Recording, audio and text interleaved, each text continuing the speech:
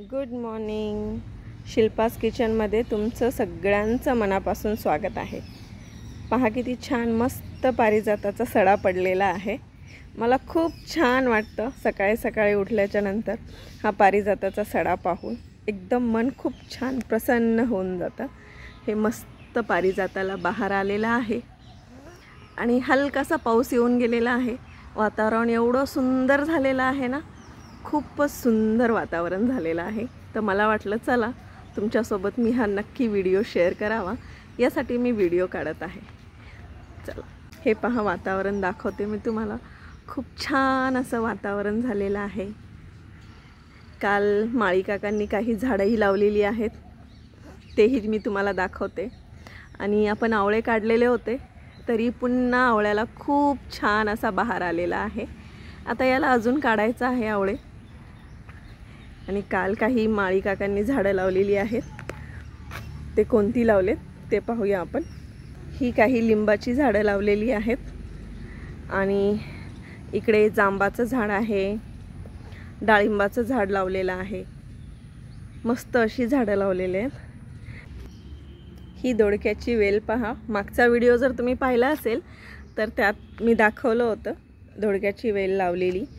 आता ही इथपर्यंत आलेली आहे आणि ही चांगली चढावी त्यासाठी हा मस्त असा मांडव केलेला आहे.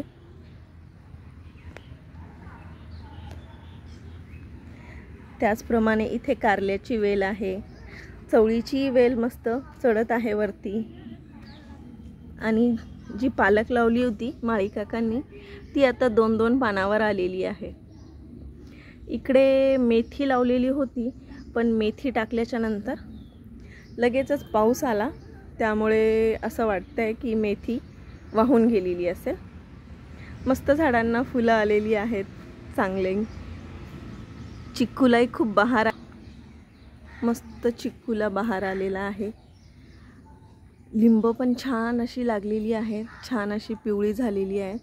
आता याला काढायचं आहे आणि लोणचं टाकण्याचा विचार चालू आहे, ते मी व्हिडिओमध्ये दाखवेनच.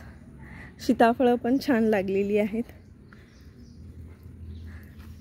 इथे मी लसण टाकला होता, तोही आलेला आहे. हे पहा सीताफळ.